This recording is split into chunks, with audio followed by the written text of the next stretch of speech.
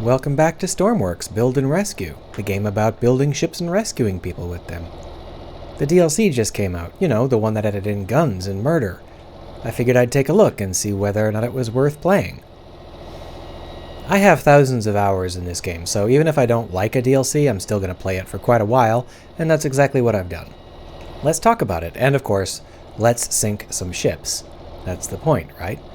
This ship here is the Gremlin. It's the ship I currently like the best, and it's small. The reason it's so small is because otherwise your frame rate will drop in the heat of battle. So to keep things moving right along, we've got a smaller ship. It's still quite effective, as you might be able to tell. It's got these massive artillery cannons.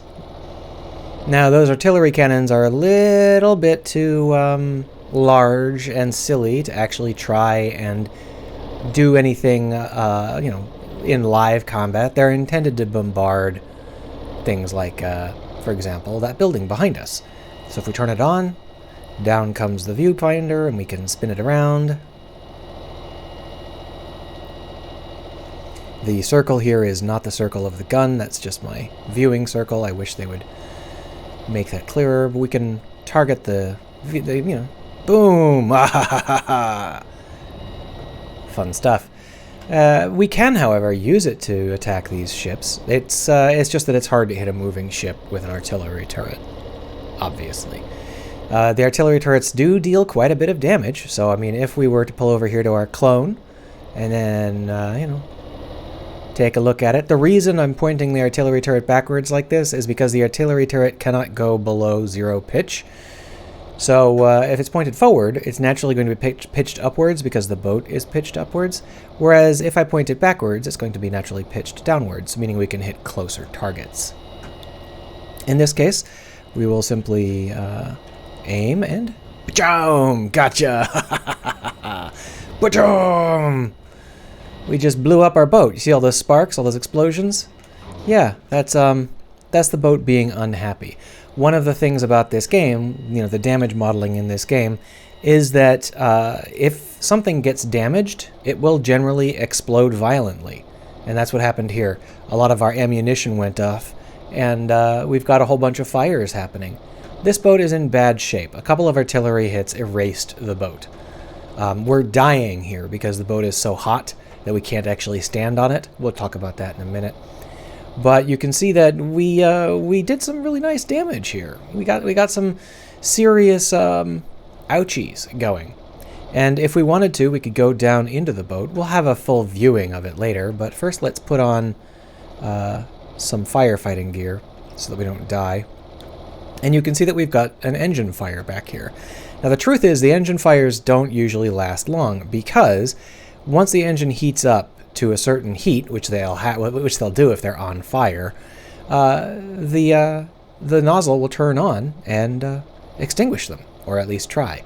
The only issue here is that they often will fail to completely extinguish the fire for quite a while. They're not set up to put out the. They don't know how to detect fire. They only know how to detect heat. And the engine being on fire does not in fact raise its internal temperature as fast as you might expect. So I don't know of a better way to detect fire, but if I make it more sensitive, they'll try and put out the engine when it's just running hot, which is not what we want. We got another fire over here. This one looks like it might be a little bit more out of control. Perhaps the fire system was damaged in the explosion. So we could put that up manually. So you may have noticed that even though we took direct hits from the artillery, there is no gap. There's no missing pieces here. What we've got is a completely intact vehicle that has been marked damaged. This is the biggest issue with this game, but it's also a surprisingly useful and powerful way to think about things. So since everything is just marked damaged, we can actually just restore full functionality as long as we can reach every place on the ship. We can bring everything in the ship back online simply by running one of these zap guns over it. And that is interesting because it means that as long as you're not on the bottom of the ocean, as long as you're still floating, you can recover. All you need to do is repair your ship, which means that the military fantasy in this game is not so much how much damage you can do, but whether you can clean up the mess that you created after you're done taking damage. Now that's not a bad choice. One of the issues I have with voxel-based games and the way that they do damage modeling is that voxel-based games are inherently very all or nothing. Either you take damage that doesn't matter, or you take damage that kills you, and there's very rarely anything in between. For a normal military fantasy, you want to know how much damage you can take and how much damage you can deal and how much damage things are doing. Those are things that really help you to get a feel for how things are going on the battlefield. You want to know how things are going on the battlefield. But you can't really do that with a voxel game because there's no abstractions. Everything is always physical. Like, oh, you hit it in this spot, which means you did exactly X amount of damage, which could be any amount. It could be nothing, it could be everything. And that is just not as much fun from a military perspective, but it is a lot of fun from a cleaning up after everything is over perspective. And that is something I do enjoy with these sorts of games. And you can see that we've cleaned up the boat quite a bit. It's back to being basically fully functional at this point. We hit it with artillery fire, and not just a little bit. I think we hit it 3 or 4 times with artillery fire. And we've already brought it almost entirely back up to full functionality. We just got to repair the electrical system here. There. Now everything's up and working again. Now, we could do more repairs if we were worried about little leaks, but the bilge system on this ship is pretty good, so I'm not too worried about that. If we got aboard here... Oh, well... yeah, we would need to do a little bit more repair work to bring the main turret back online. And I think that the secondary turrets are also... Yeah, there's some damage here that we could also clean up if we wanted to have the turrets back online. But we can drive it. If we wanted to, we could go outside the boat and patch up some of the little pieces that remain. As I said, cleaning up the mess afterwards is a big part of the joy of this for me. So that's why there's so many things scattered everywhere. For example, here's a diving suit in case you need to repair the bottom of the ship. And these things don't get damaged even by direct hits. So for example, I could put this one away and I could pull out this rifle and it works fine, even though it took a direct artillery hit. I hope they fix that. I'd like these things to get destroyed. The only things that are actually at risk when you're in a firefight like this are ammunition and fuel. As I said, I can bring the boat back from any sort of disaster as long as I can weld the walls up. But ammunition and fuel are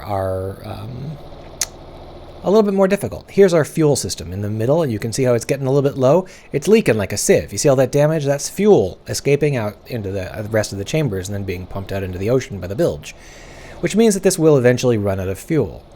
We got hit by artillery shells. I guess that's to be expected. Once the fuel is empty, I can't do anything about that. If your fuel is gone, your engines are off. That's all there is to it. Similarly, if you take direct hits to your ammunition systems, presumably your bullets will cook off. I haven't actually seen that happen very often, but you can see that these bullets are still intact, despite the fact that they took fairly direct artillery fire. So I haven't been too careful about protecting the bullets because it doesn't seem like they take as much damage as I think they should. They don't seem to explode, which I think would add quite a bit of fun. Anyway, that boat is toasted, so we'll delete it, and we'll go back over to this boat. Now, I said we were going to sink some ships, or at least I tried to say that, maybe I forgot. That didn't sink the ship. In fact, it didn't even come close to sinking the ship. Let's go back and spawn another ship, and we will talk about what it takes to sink a ship. Now, here is the Gremlin Frigate. Just spawn that in. You notice that this frigate rides pretty low in the water. That's because I don't like getting shot. And the lower you ride in the water, the easier it is to, or the harder it is for a turret to aim down to hit you. Turrets are notoriously bad at aiming downwards, normally speaking. However, this ship has some turrets that are well suited towards this sort of naval engagement. I showed you some artillery hits, but that's not really the kind of combat you're likely to see. The artillery is intended for land targets. What you're likely to see when you're out here gallivanting around with other small ships are these dudes. Let's take a peek. Oh, small turrets. Now, if you've played with this DLC at all, you know that these turrets are very small. They're using the second smallest gun in the game, and the only reason they're not using the smallest gun is because the smallest gun is a joke. The thing you might notice is that while they're using the smallest gun in the game, they're actually set up in such a way that you could easily replace these guns with a larger model. I chose to use the smallest gun in the game. I could have easily put a heavy autocannon in the same slot, or I could have even managed to put in one of those heavy rotary autocannons. I could have even worked in battle cannons, probably. But instead I chose the smallest, lightest weapon in the game, because that's the weapon that is best at killing ships. You saw me using that autocannon earlier, sorry, that artillery cannon earlier, and the artillery cannon really did do quite a bit of damage. You want to see how much damage these light autocannons do? These are eye-tracking autocannons, so wherever I look, they will shoot.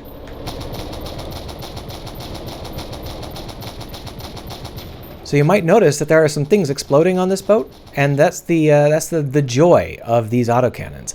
If you set these up as using not just normal rounds, but the armor-piercing rounds, they can hit the interior of these ships, at which point the interior of the ship will die horribly. Because anything you hit explodes. Batteries explode, ammunition explodes, engines explode, everything explodes.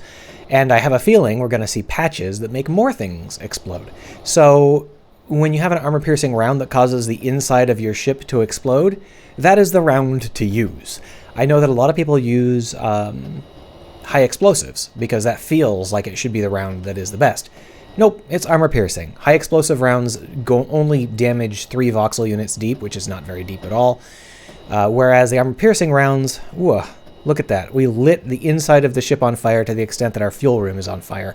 I can't even go over here in a fire suit. It's out of control already. Now, just to show you what this is, we've got these side chambers here.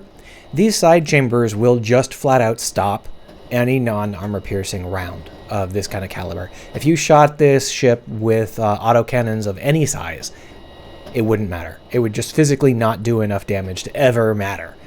But if you use auto-piercing rounds, it punches straight through all of that and hits whatever's on the inside, and that will easily set everything on fire. I took out the captain's chair too. I took out everything. Everything's dead on that side of the ship. And most of the things on this side of the ship are also dead. I've been taking damage from the fire, and you might think, oh, well, that doesn't seem like it's too much damage. I'm in a fireman's suit. I should be taking no damage from fire. How much fire is this, you might be asking? When this ship sinks, it will continue to burn. I have never seen one of these ships stop burning. If you don't put out the fire by yourself using, actual fire suppressors, you're going to lose your ship, and it's going to continue to burn forever. And I thought you might think that that means that we should use Inferno rounds or something like that, but I just find that exploding the inside of the ship tends to be more effective than lighting on fire the outside of the ship. Still, I do have fire suppression systems aboard this vehicle. The problem is that they're only in the engine rooms, and this has spread way beyond the engine rooms. This is basically out of control. Now, the fun part about this is that raiding sinking ships or sunken ships is incredibly fun. I really enjoy diving down into the depths and, trying to recover a damaged ship. Even when the ship is on the bottom of the ocean, it is possible to recover it. It is possible to weld up the sides and pump out the center, pump out the tanks, as long as the hallways, that is, as long as you have set your ship up to allow you to do that, you can actually bring a downed ship back up to the surface by simply reestablishing the outer hull, putting out all the fires. And then you can weld the hulls again, and it will rise if your bilge system can manage it. Now, there is a depth limit on that. Bilge systems only work down to 50 meters, at which point they stop working. So, you know, you need to be on top of your game if you're sinking like we are now. You need to really hoof it and start to weld these walls up if you want to survive. We got a couple of problems here. And you can see that this area is full of water, and that means that we need to weld it up. But the problem is, of course, I've switched out my diving suit, and I'm not in a diving suit anymore, which means that I cannot breathe. So we'll just leave back. Oh, I crashed. No, I didn't crash. Sorry, my computer called me away. My work had a moment there. We can grab one of these. That will allow us to get a little bit more air as we're welding. So we did take enough damage to the sides here that that we ended up actually taking on water faster than the bilge pumps could bilge it out, which it takes a lot of doing, but it happened here because of the fire. The fire is an extremely effective way to make things go away. But as you can see, by the use of the waterproof welders that we have on hand, we put them in the right spot to do this job, we're already recovering. The bilge is already outdoing the damage, and we are having no problems keeping up with the amount of water coming in and actually restoring some of that flow. I need to be able to get back out, and that is not happening here. Okay, so I can't get out that way. Due to the water physics glitching out. Let's see. There we are. Out we go. And so that's decreasing, which means that in the fullness of time, we would be able to resurface. I actually don't know how far down we are. It looks like we're still... Okay, we haven't actually sunk yet. We're not underwater properly yet. But we could continue to fix all of this up and have no problem gaining our altitude back. Now, this room has some water in it, and that's because we opened up that side door. I don't believe this room is leaking that badly. There are some leaks. This is actually water surface here. Water will come through the ground there. But I think that most of that leaking was from me opening this door to the side, which is no longer a problem. What is a problem is our machine room, which might be underwater. It's fine. I guess we didn't hit it very hard, just a couple of little blemishes. No biggie. And if we come over here, we've got some more stuff that needs welding. And right now I'm just focusing on welding the bottom area because that will leak. It's just not leaking very much, and our build is keeping up with it, which is fine. And this side doesn't really have very much damage. It's not really even worth worrying about. Yep, basically this ship is now okay, and we've still got our fuel. Everything is fine. You can see how repairing things after the conflict is the main point of this sort of situation. You really want to get a grip on how you can repair things and what sort of repair works for the ship you're in to keep it from sinking.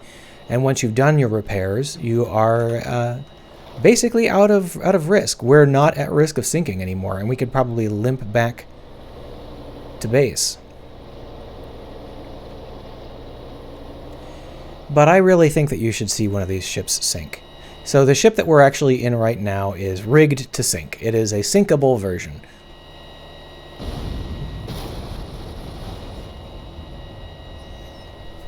So what I've done is I've set off warheads. There were warheads hidden on the ship, and it's kind of lucky that we didn't accidentally step on one, or rather shoot one with the armor-piercing rounds, but they're kind of small, so I didn't expect it to. So you can see that now that we've set off some warheads, the ship is on fire again. But the thing about these warheads is they still don't actually remove any blocks. So here you can see this place is where one of the warheads are. There's no missing blocks. But the damage level that they set to the blocks is so high that it basically renders the blocks as transparent. And so we are going to sink real quick. And then, you know, this ship will be on the bottom. It will sink to the bottom, no regrets. Which is one of the joys, right? So, let's talk about the basics. Is the DLC fun? Well, I think that you can have fun with it. The actual joy of a military fantasy can come from a number of different places, and in this case, The joy of the military fantasies here is the after effects. It's not the joy of winning a battle or the agony of losing a battle. It's the struggle to clean up after the battle is over. It's a struggle to hang on, to continue to rescue yourself. Even though it makes very little sense to take what your game is about, building and rescuing, and replace it with a military focus, it is kind of interesting how it remains fundamentally a build and rescue game, despite the fact that what you're actually doing is causing your own disasters and rescuing yourself from them. This sort of setup is interesting. I've never seen it before, because most voxel games will permanently damage your ship, which means that it's very challenging to recover after the fact. This game doesn't have any live repair system. I mean, you can't build a new voxel out in the field. And that means that if it did take away voxels, if you did lose hull or lose elements, those would be gone forever. Because the only place you can actually build new voxel stuff is if you're taking it back to dock. And that's not going to happen when the ship looks like this. So it makes sense for you to be able to restore your ship to complete working order without ever returning back to dock in this particular game. And it allows the focus to be mostly on trying to clean up after the disaster rather than trying to win. And as I said, trying to win is boring. There's very little about voxel combat that works. The damage modeling just is not suitable. You can have fun with it, but you won't have very good flow. You won't really get a good feeling out of it because it's not really going to give you a grip on whether you're winning or losing, because at any given moment this could happen to you. Especially if some ass planted warheads in your ship for some reason. Bye. It's still on fire. Let's look at some different turrets, because this is the focus of the thing for me. This is all just going to be me having fun now. You don't have to keep watching. We're going to talk about technical stuff in the DLC. If you're here to just watch ships explode, you've seen it. So the real issue with this DLC, the real thing with this DLC that I'm enjoying is the way that it is difficult to actually load rounds up. So if we look at the Bertha turret here, this is the largest turret, the largest gun that you can build. The artillery guns that we used earlier, well, you know what? Let me show you. Those massive artillery guns that we erased our ship with, let me show you how big those are. This is the artillery cannon. You see how big it is compared to the Bertha? Yeah, there's very little comparison. The Bertha is 4 times the size, which means that it also has bullets that are 4 times the size. And this is one of the things that is amazing about this DLC. I am unapologetically a huge fan of this part of the DLC. These are bullets. These bullets are so big, I can't even manually lift them. Normally, in most turrets, the bullets are smaller than that, and you can manually lift them. But I really enjoy the difficulty in supplying bullets to guns. Obviously, if your guns are mounted rather than on turrets, it's not that challenging, because you can just run them straight in. But when they're on turrets, you have to be able to move the gun. So how do you move the gun when you need to reload it? How do you reload a moving gun? Well, for me, the answer is that you simply have 2 modes. So here's the firing mode. These Berthas are the largest weapon. If we were to fire them, boom, cha, boom, cha. 1 hit from a Bertha will obviously sink the ship we were just on. They take a full 15 seconds to reload here. If we were to run back and take a peek at them, gotten lost. I'm lost. There we are. The turret is so big that you can get lost in it. No, we were too slow. They already reloaded. Oh, curse us. I can manually fire it from here, though. See how it opens up? And then the bullet slowly slides in. There's a little bit of a visual glitch there. I'm sure they'll fix it eventually. And then it's loaded up. Beautiful stuff, right? Well, how do you reload that? Well, the answer is, in this case, we have this rack, this clip. And what happens is, if we pull the gun back by locking it up. Move. See how it marches faithfully forward? And then, of course, when we lift the gun again, the clip moves back and it loads ammunition from the inside of the ship.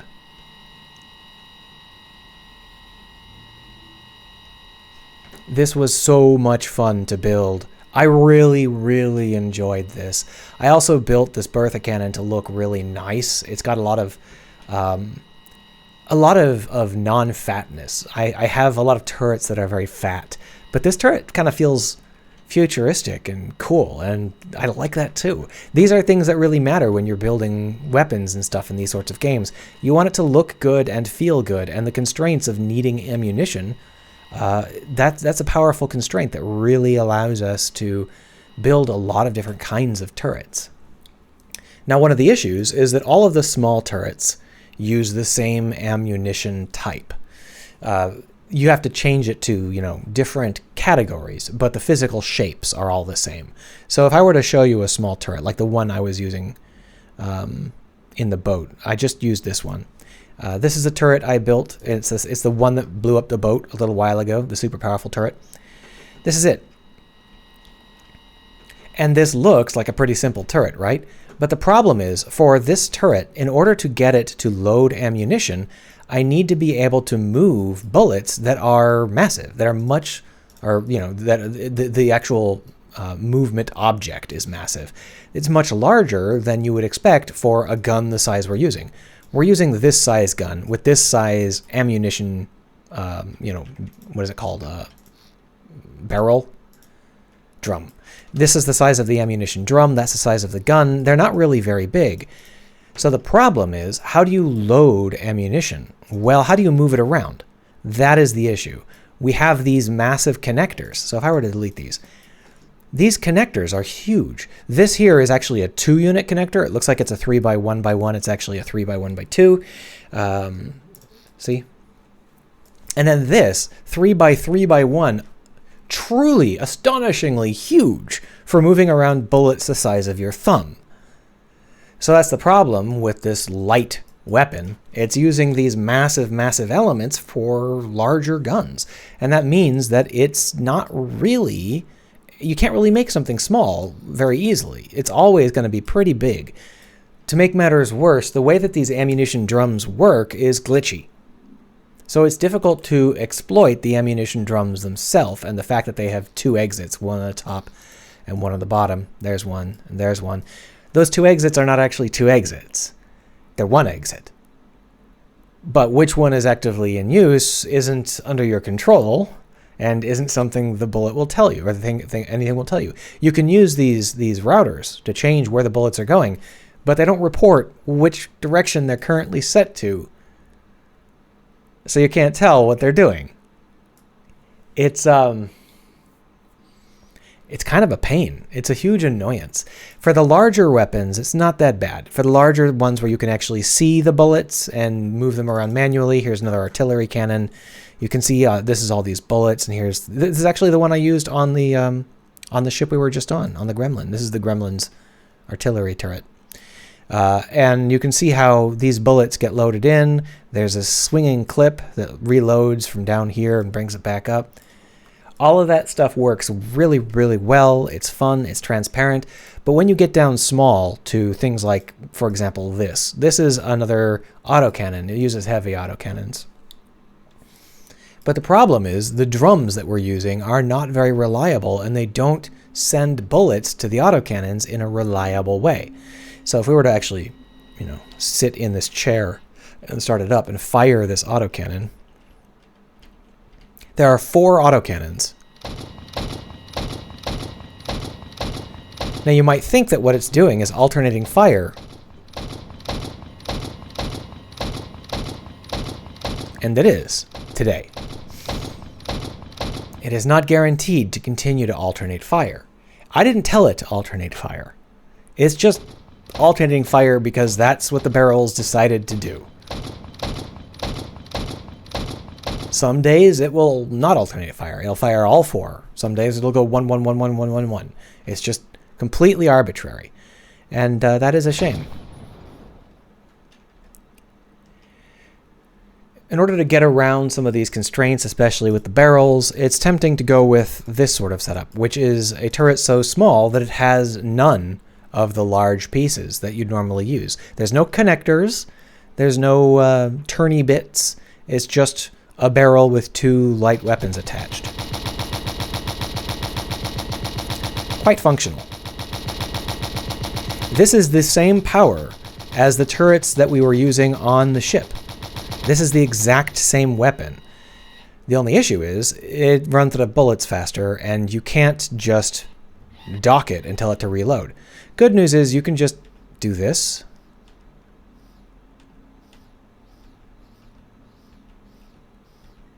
There, we're all loaded up again. So I've replaced the automatic reloading with a human element. Of course, that does mean that the human element has to actually remember to do the reloading, but it lets us have this really, really nice light little turret. Exploring stuff like this is so much fun to me. Trying to figure out how to get the best performance for the kinds of use cases I want for whatever I'm doing. And this game has a lot of that. I've done the same thing with how to set up engines on ships, how to set up electrical systems, all sorts of things like how do I set up the engines on a plane or the control surfaces. Trying to optimize all of that stuff is a lot of fun. But creating turrets is very meaty. You immediately understand whether you've created something that does what you're trying to do. Whereas if you're trying to create control surfaces on an airplane, it's not always so clear. So yeah, I figure that this DLC it's among the best voxel-based military DLCs out there because it has this really cool ammunition system, and it's focused largely on creating weapons rather than on creating battleships. The damage modeling is completely stupid and pointless, but that doesn't mean that it is bad. It means that it allows the game to focus on other things, like, for example, cleaning up after you have done some damage. This is an auto turret, an auto cannon turret. The auto cannons are the largest of the small cannon types. And you can see that it puts out quite a volume of heat. It's actually, as far as I can tell, either exactly the same or less damaging than the light turret. So an auto cannon would do no better against the ships I've been building than the lightest auto cannon.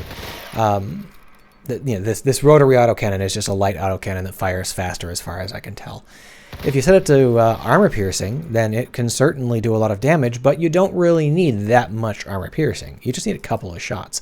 So to me, it's kind of pointless to have a rotary autocannon, unless maybe you're trying to mow down like people, right? If you're trying to hit someone that's fast moving, to hit something that you can rake across the side of as you're going past, obviously a high rate of fire matters more then, but I'd still go with a light autocannon. It's just more efficient. Now, the things I haven't mentioned include the manual guns with us running around trying to shoot people. I don't think that stuff is very interesting. And we could also mention missiles, because there is a new warhead system which allows us to do missiles that actually fly around and target and stuff like that. I don't really have any interest in that. The interesting thing about it to me is that we can set up those warheads to create mission systems, like I did with the sinking Gremlin. This was something that was missing before.